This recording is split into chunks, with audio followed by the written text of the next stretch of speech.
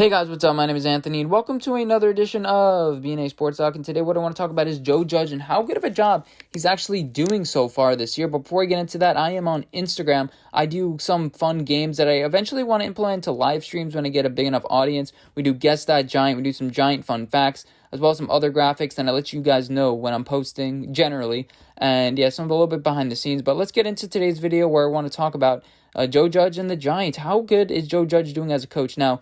It'll be hard. It's hard to judge him. You know, we come out with these lists. I talked a little bit about him, like how he's doing as a coach in one of my more recent videos. He got ranked 31st coach. You can't give him a grade at this point because honestly, no matter what he would do at this point, the players would support him because you bring in a new guy into the locker room. And usually it's all great until you start losing. You know, that's the key. I mean, obviously he didn't come out and have like a All Lives Matter shirt or White Lives Matter shirt or whatever you want to say. He didn't do that. He would be stupid to do that.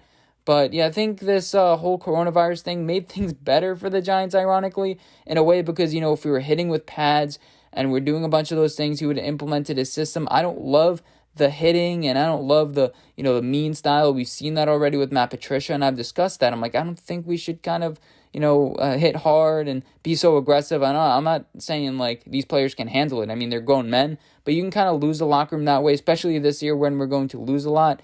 I think this year now his strategy is, let's get players on my side. You know, let's have open discussions. He even was quoted on saying, I'm a 38-year-old white guy. I don't understand all these issues. The best I can do is just start listening. We have a lot of young players. He's allowing them to take leadership roles. He's allowing the cream to rise from the crop. And that's the main thing I see. You know, whether it's Darnay Holmes, who just won an award, whether it's, Saquon Barkley making a statement, or Daniel Jones making a statement, or Xavier McKinney doing things on Instagram. He's letting everyone take it for how they may. He's having open discussions. And I don't think this would have happened if, we wouldn't have had quarantine. We wouldn't have had this whole thing. He's had to deal with a lot.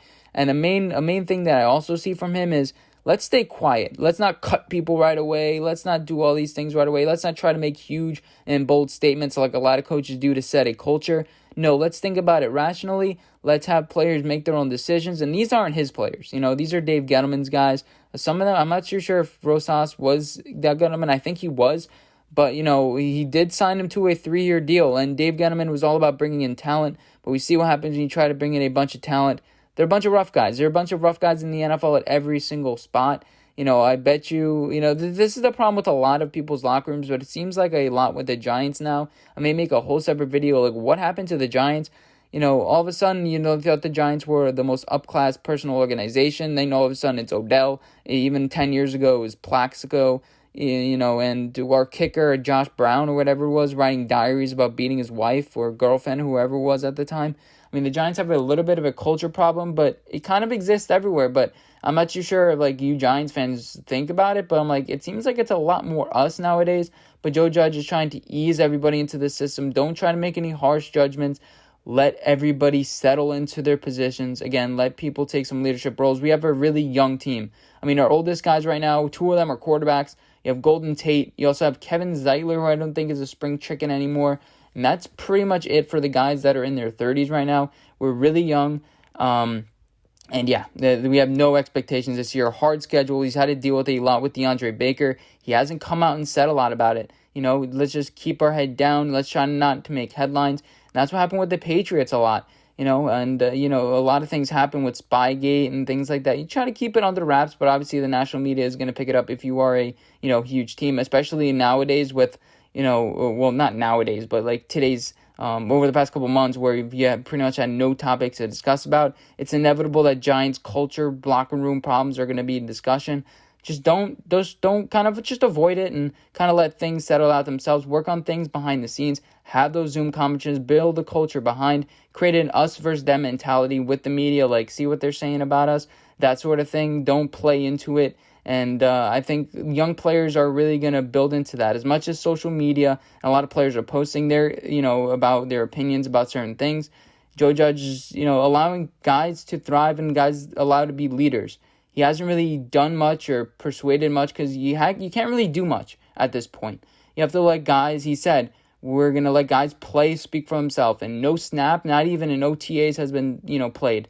So, at this point, it's all about, setting yourself out right, doing the mental stuff, learning the playbook, working out, being consistent.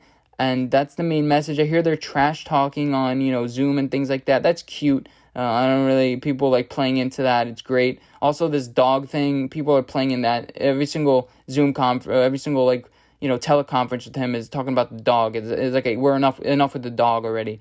But yeah, so Joe Judge overall, can't really grade it because they haven't played any games. But overall, I think he's doing solid. He's trying to change things up a little bit. He's trying to, set a tone in this locker room, but not too rough, because, he doesn't want to be seen as that authoritarian figure, because then it's all of a sudden it's the next Bill Belichick, disciple that ends up failing. Not so much with Bill O'Brien, and Mike Vrabel, but he didn't coach under Bill Belichick. But I hope you guys enjoy this video.